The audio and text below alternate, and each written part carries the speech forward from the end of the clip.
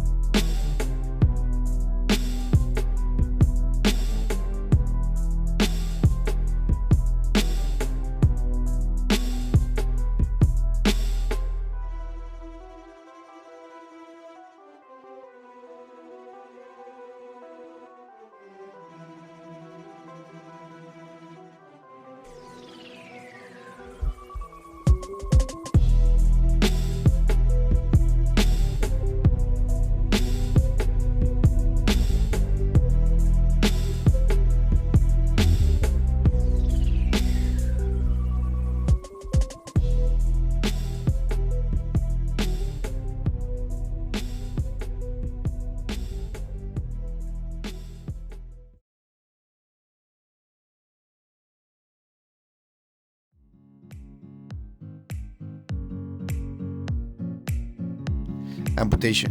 This type of injury happens when a body part is cut off and is separated from the body.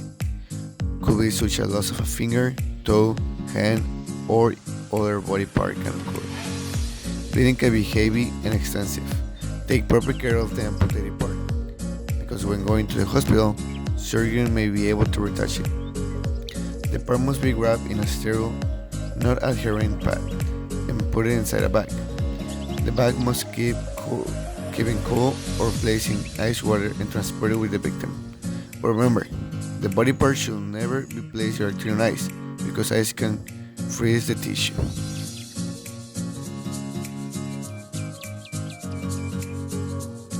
So, once you have called 911 and checked for response, shout out for help, or go and find some of the resources you may need to control bleeding and take proper care of the amputated part.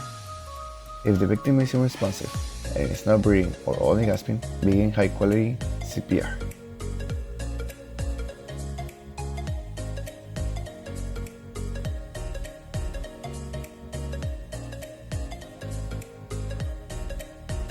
Some things you may need will be a non-adherent pad, clean water, some medical tape, 2 clean bags, and some ice.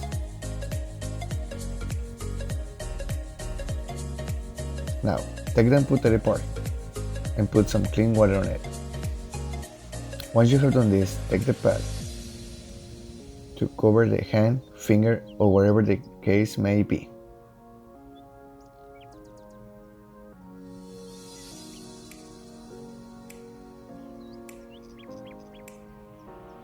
Then put it inside the clean bag, and then put it in another bag with the ice.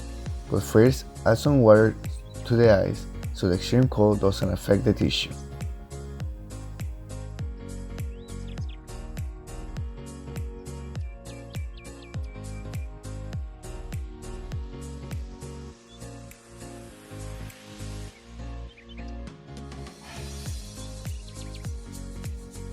To control the bleeding, you may need to put some pressure. If someone else comes to help and is extreme bleeding, tell them to make a tourniquet, while you apply pressure and put some pads and tape it.